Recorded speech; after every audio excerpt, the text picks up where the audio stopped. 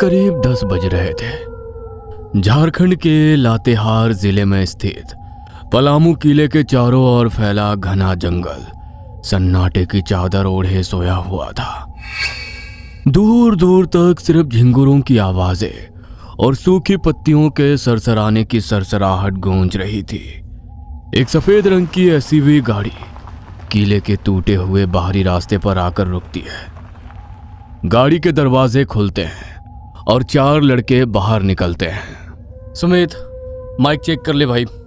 आज का कंटेंट हमारे चैनल को सीधे 1 मिलियन सब्सक्राइबर पार कराएगा। पलामू फोर्ट एक नाइट। सोचो थंबनेल कितना धांसू बनेगा। यार आर्यन, मुझे तो अभी से अजीब लग रहा है।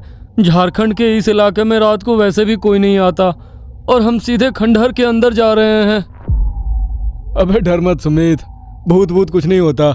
चलो सीधे मेन गेट की तरफ बढ़ते हैं। चारों दोस्त अपनी अपनी भारी फ्लैशलाइट जलाते हैं। जैसे ही मुख्य द्वार के करीब पहुंचते हैं, अंधेरे में से अचानक एक टॉर्च की रोशनी उनकी आंखों पर पड़ती है। कौन है वहां? रुकिए, आगे मत बढ़िए।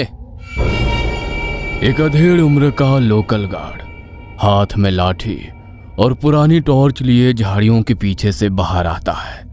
उसके चेहरे पर सख्त झुर्रियां और आंखों में एक अजीब सा खौफ था। अरे अंकल, डरिए मत, हम कोई चोर नहीं है। हमारा YouTube चैनल है। हम बस इस किले का एक छोटा सा वीडियो बनाने आए हैं।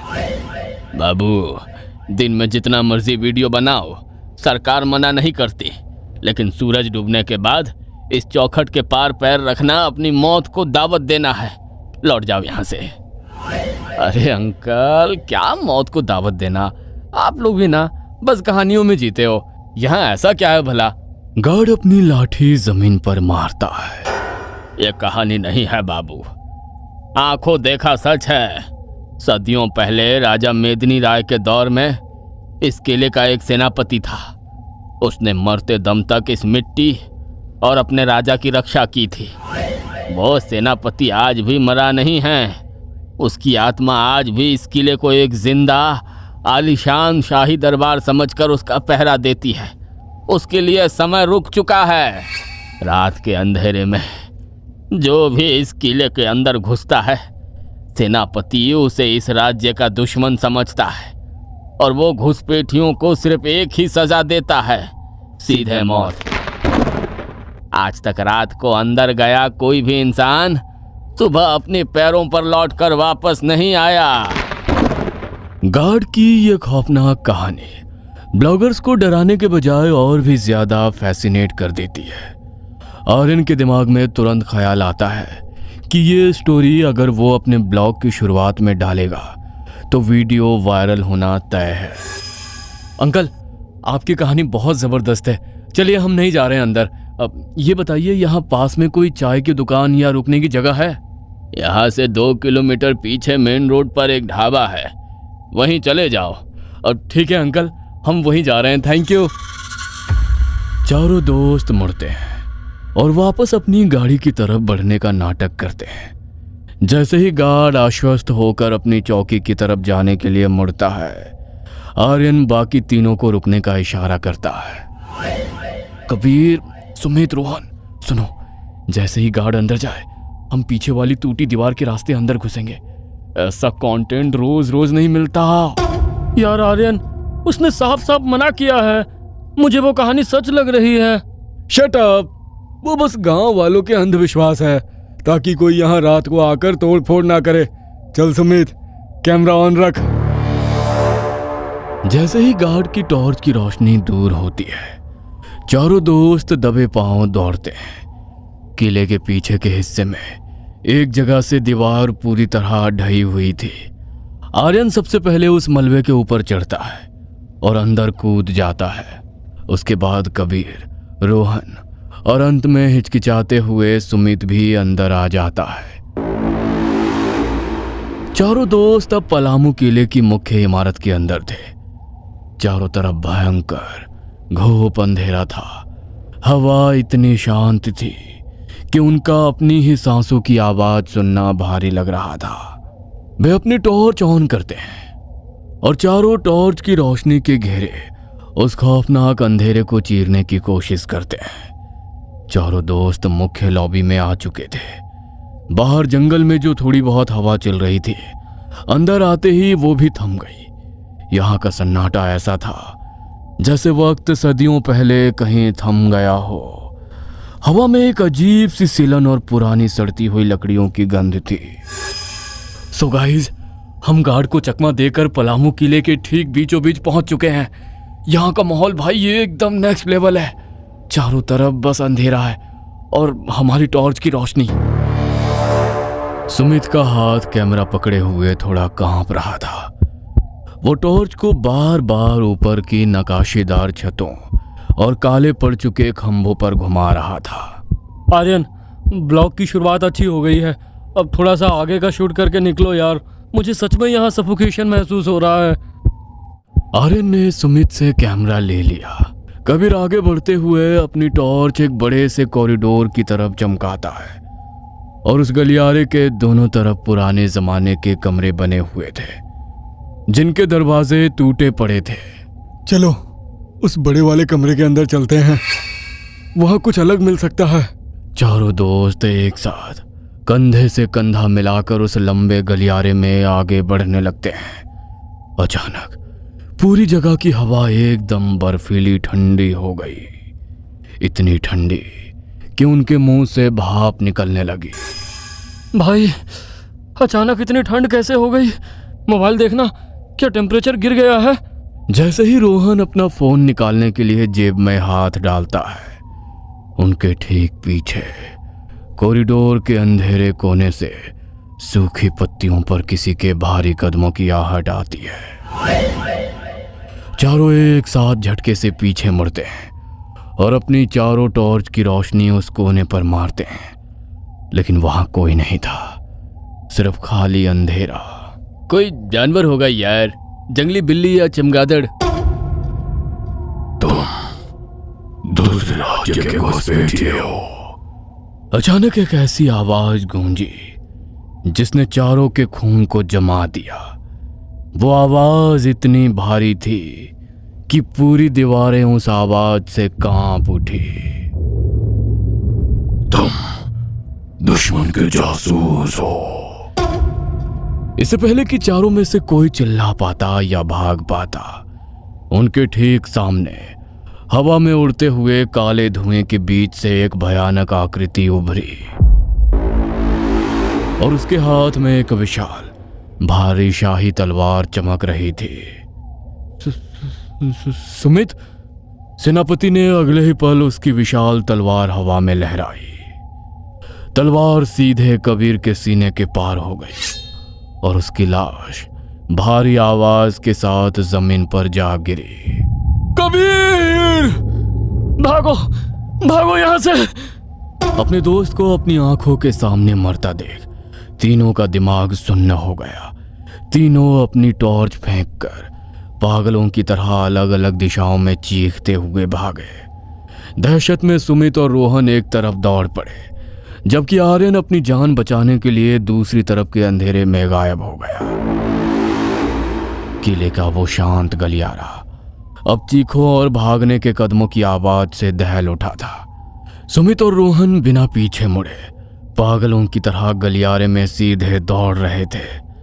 डर के मारे उनका दम फूल रहा था और फेफड़े फटने को हो रहे थे। रोहन, तेज भाग भाई, वो हमारे पीछे आ रहा होगा। इधर नीचे रास्ता है, चल। दौड़ते दौड़ते रोहन को जमीन के नीचे जाती हुई पुरानी पथरीली सीढ़ियां दिखाई दी, जो किसी गुप्त सुरंग की तरफ जा रही थी। दोनों बिना सोचे समझे उन सीढ़ियों से नीचे कूद गए। आर्यन कहाँ गया? वो हमारे साथ नहीं आया क्या?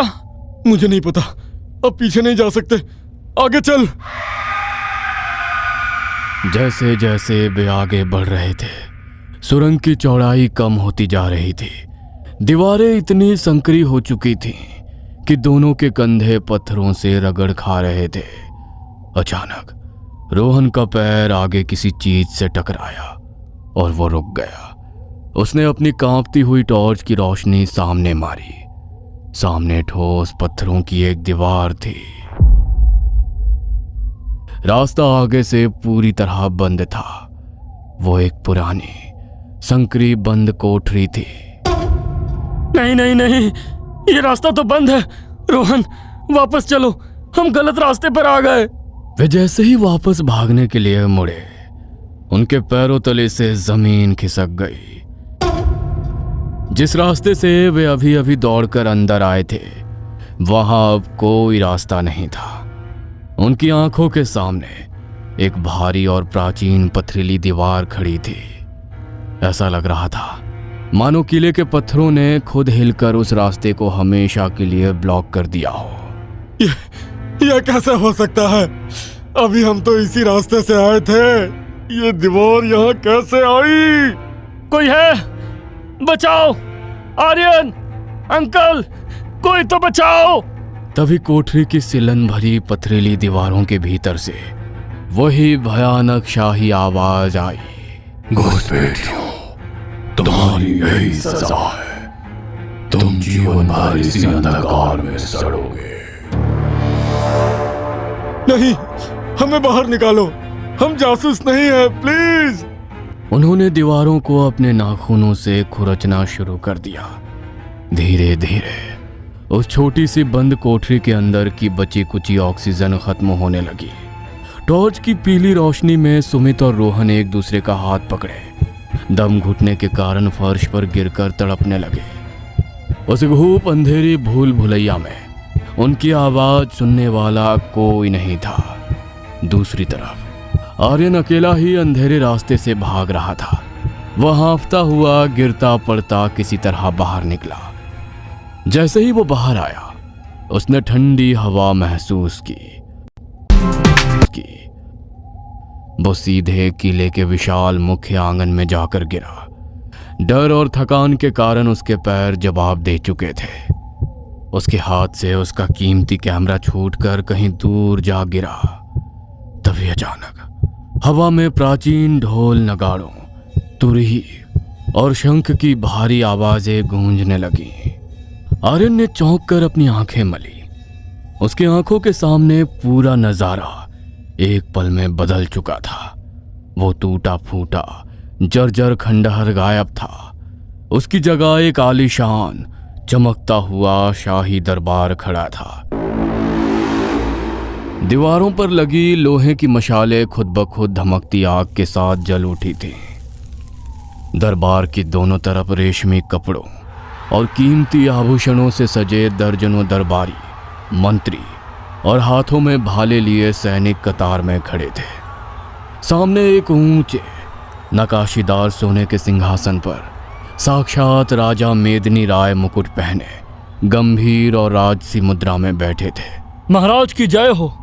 महाराज, महल के गुप्त प्रांगण में एक विदेशी घुसपैठिया पकड़ा गया है। इसके वस्त्र हमारे राज्य के नहीं हैं और इसके पास कुछ अजीब तांत्रिक यंत्र भी हैं। यह निश्चय ही हमारे शत्रु राज्य का कोई जासूस है।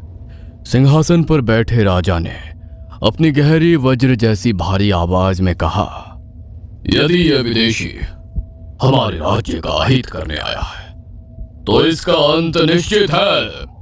परंतु हमारे राज्य का नियम है कि किसी को बिना प्रमाण के दंड नहीं दिया जाता। यदि यह निर्दोष है तो इसकी अग्नि परीक्षा ली जाए। आग तय करेगी कि ये कौन है। राजा का आदेश होते ही दरबार के ठीक बीचों बीच की पत्थर की जमीन फटी और वहां एक विशाल हवन कुंड प्रकट हुआ। उसमें से आग की भयंकर लपटें आसमान छूने लगी। नहीं महाराज, प्लीज, मैं कोई जासूस नहीं हूं। मैं तो बस एक वीडियो बनाने आया था। मुझे जाने दीजिए, मैं हाथ जोड़ता हूँ। प्रथम हमारे सेनापति इस अग्नि से गुजरकर अपनी पवित्रता और निष्ठा सिद्ध करेंगे। तत्पश्चात ये घुसपैठिया इस आग में उतरेगा। राजा के इशारे पर सेनापति उस धधकती हुई आग के कुंड के ठीक बीच से गुजर गया। वह आग के पार निकलकर दूसरी तरफ खड़े होकर आर्यन की ओर देखकर डरावनी मुस्कान मुस्कुरा रहा था। अब बारी तेरी है घुसपैठिए, चल आगे बढ़। आर्यन ने मुड़कर देखा। उसके ठीक पीछे वही 7 फुट ऊंचा खौफनाक सेनापति खड़ा था।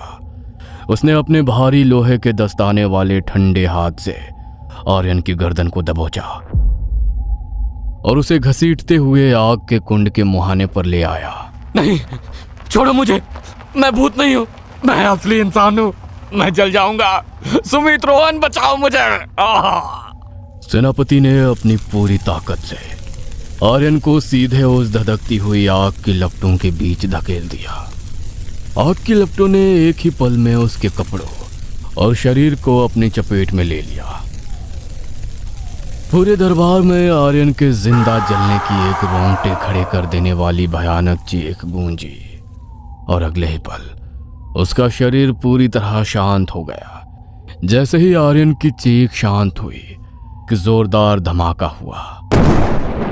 पूरा आलिशान शाही दरबार, राजा मेदिनी राय, सैनिक, मंत्री और वो धधकती आग का कुंड एक झटके में हवा में गायब हो गया। चारों तरफ फिर से वही शांत, ठंडा और सन्नाटे से भरा खंडहर पलामू किला खड़ा था। आंगन के बीचों बीच सिर्फ आर्यन की जली हुई लाश पड़ी थी। अगली सुबह वही गार्ड हाथ में लाठी लिए रोज की तरह सुबह के राउंड पर किले के अंदर दाखिल हुआ। अंदर कदम रखते ही उसे चारों तरफ एक अजीब सी शांति महसूस हुई। वो जैसे ही आगे बढ़ा उसे कबीर की कटी हुई लाश मिली। गार्ड का दिल दहल गया। उसने तुरंत अपनी जेब से पुराना मोबाइल निकाला और कांपते हाथों से पुलिस को फोन लगाया। हेलो दरोगा जी, जल्दी पलामू किले पहुंचिए, यहाँ बहुत बड़ा अनर्थ हो गया है। 4 लड़के आए थे रात को। करीब 1 घंटे बाद पुलिस की गाड़ियां सायरन बजाती हुई किले के बाहर रुकी। पुलिस ने पूरे इलाके को सील कर दिया। दरोगा और उनकी टीम लाशों का मुआयना कर रही थी। वे सब हैरान थे कि आखिर एक ही रात में एक लड़के को तलवार से किसने काटा, 2 का दम अंदर कैसे घुटा और चौथा आंगन के बीचों बीच कैसे जल गया, जबकि आसपास आग का कोई निशान नहीं था। कैमरा देखा गया लेकिन उसमें सिर्फ उन चारों के वीडियोस थे और कुछ भी नहीं। अगर आपको भी ऐसे ही हॉरर वीडियोस देखने हैं तो इस चैनल को लाइक सब्सक्राइब कीजिए। लाइक और सब्सक्राइब करना मत भूलना।